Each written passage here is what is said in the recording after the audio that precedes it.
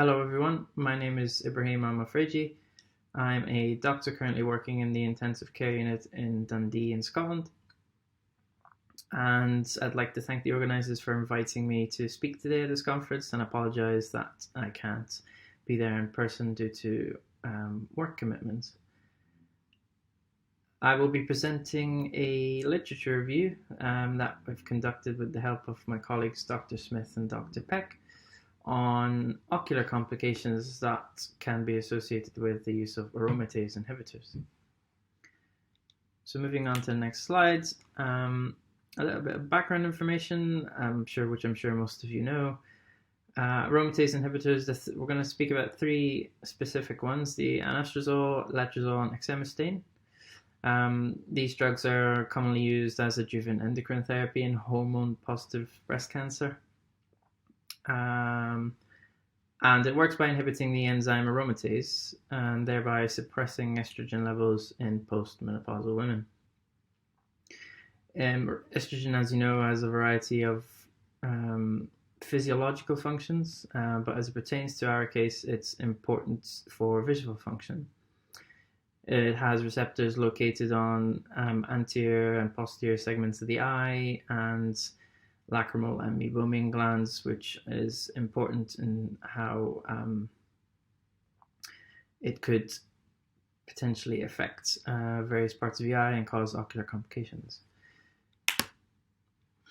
Next slide. So we'll be speaking about two different classes. The third generation ones in particular, there's type 1 and type 2, or your steroidal and non-steroidal variants. Exemestane is of the steroidal variant, and anastrozole and letrozole are of the non-steroidal variant. Adverse effects of these drugs seem to be well documented for the most part, except for the ocular complications. And this has led us to conduct this study. This is the first literature review on such a topic, and we've gone about it by conducting a literature search of three databases: anastrozole, PubMed, Cochrane, and Embase, using keywords like letrozole, anastrozole, exemestane, and various ophthalmic disorders like maculopathy, retinopathy, and ocular surface disease, and excluded articles that were not available in English, duplicates, of course, those of which do not have true ocular complications. We did not include ocular complications secondary to tamoxifen. The ocular complications related to this drug seem to be better documented compared to this class of drugs. This resulted in 14 articles, as you can see, summarized in this next two slides, 7 of which were case reports, 5 were randomized controlled trials, and 2 were observational studies. And as you can see there from the third column, the majority of these drugs, the majority of the studies included the drug anastrozole. The complications seem to be more prevalent from the research provided with this drug compared to the other two.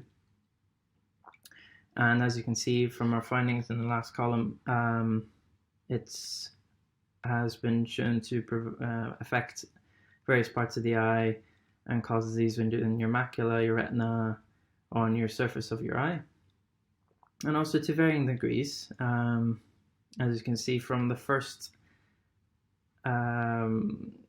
row there, anastrozole has been shown to cause bilateral maculopathy and impaired visual acuity and visual symptoms, but that improved by stopping the drug. To a lesser extent, if we move on to the next slide, and if you look at row 2, exemestane, for example, was shown to cause intraepithelial microcysts on your cornea, but it did not affect the patient's visual acuity. No change in treatment was required. Moving on to the next slide. So I've divided the results and discussion section of this talk into 3 sections on maculopathy, retinopathy, and ocular surface disease, rather than the drugs separately. So if we were to speak about maculopathy to start off with, as you know, this would be disease of your macula, your central part of your retina, which is mostly responsible for your central vision and fine detail. And as I touched upon earlier on, the ocular complications linked to anastrozole use seem to be slightly more prevalent.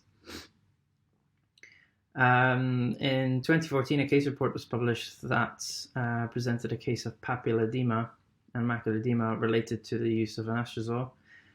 It was thought that the changes in estrogen levels, as we talked earlier on in our introduction, led to vasculature permeability and optic nerve swelling. And the way that Copper et al. And his colleagues went about it was by stopping the anastrozole and giving a course of topical prednisolone. And this resulted in near complete resolution of the condition.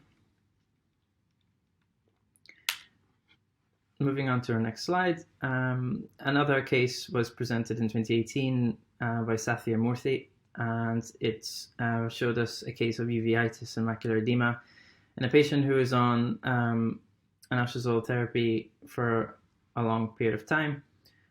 In this case, the patient was treated with corticosteroid eye drops, but the anastrozole was continued, and this in fact still led to a complete resolution of their symptoms. Again, moving on to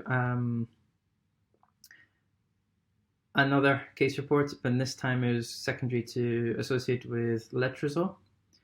Letrozole was reported to inflict macular edema in a case report in 2012. Moshe and his colleagues conducted an ocular coherence tomography and showed intraretinal fluids and significant increase in retinal thickness, retinal fiber thickness.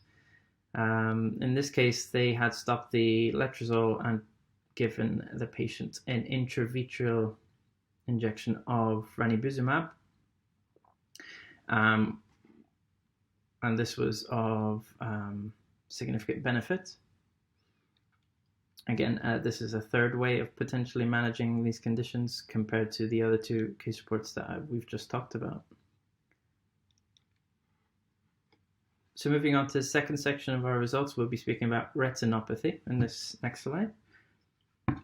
Retinopathy, as you know, is disease of your retina, your light-sensitive layer, your innermost layer of your eye, responsible for receiving signals and organizing visual information using your light-sensitive cells, your rods and cones, as we call them. So aromatase inhibitors in a study in a trial conducted in 2016, all 3 drugs were seen to significantly decrease retinal nerve fiber layer thickness and retinal response density and visual acuity. In terms of the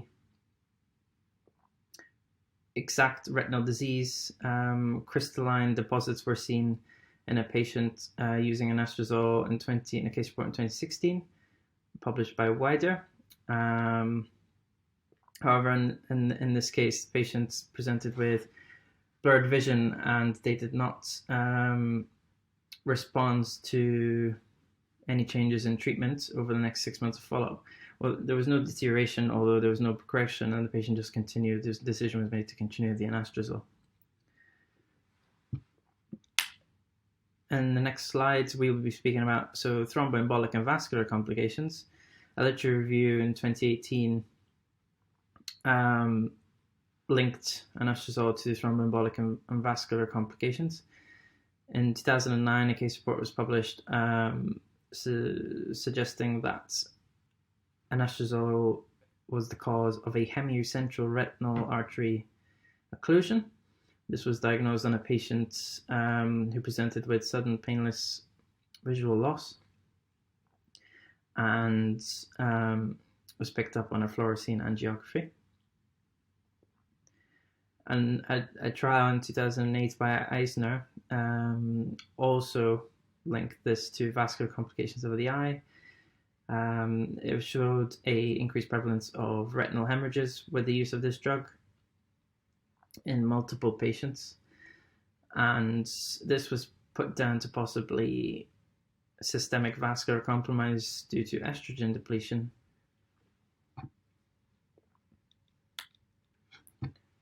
And next slide, exemestane was shown to be a cause of visual deterioration in two Chinese patients with pre-existing myopia in 2009. Again, due to the role of aromatase in the physiology, and as we talked about at the beginning of our talk about retinopathy, it's important for maintaining retinal structure and function, and this was felt to be the theory behind how exemestane could have caused a drop in acuity or visual deterioration in these patients. Moving on to the next slide, we will be talking about ocular surface disease. And ocular surface disease, we'll be talking about dry eye disease, so meibomian glands and lacrimal gland dysfunction. We'll be talking about issues with your cornea, keratitis, conjunctivitis, blepharitis, which is eyelid disease. In 2010, a case report published on exemestane reported ocular surface disease, namely corneal epithelial changes related to exemestane, but the patient's visual acuity was not affected and led to no change in management. In 2016, a randomized control trial by Chattarelli and his colleagues investigated the correlation between this class of drugs and ocular surface disease. Slit lamp examinations on these patients showed more commonly blepharitis and meibomian gland dysfunction in the patients that took aromatase inhibitors compared to the control group. 75% of the patients taking aromatase inhibitors were found to have ocular surface disease compared to 42.5% of the control group. There were also cases of other types of surface disease, such as keratitis and conjunctivitis, secondary to this class of drugs. Moving on to next slide. Another study by Egan and his colleagues also supported deteriorations of the eye, namely on ocular surface parameters and corneal structure integrity, and that they could be related to aromatase inhibitors. Even more evidence was put forth by Taraka in 2013. Has provided us evidence with most commonly blepharitis as a result of patients taking these drugs, but also to a significant extent, patients complained of poor tear function, had evidence of conjunctival injection, and superficial punctate keratitis. Almost 10% of the patients in the study exhibited dry eye syndrome as well. In conclusion, ocular complications, are possibly linked to aromatase inhibitor use. They could present in a variety of ways, as we've alluded to. Could present as a maculopathy, retinopathy, or ocular surface disease. They could present in varying severity, with visual acuity being affected or not, mild to severe disease. Incidence is quite variable, and anastrozole seems to be the more prevalent drug to cause these ocular effects.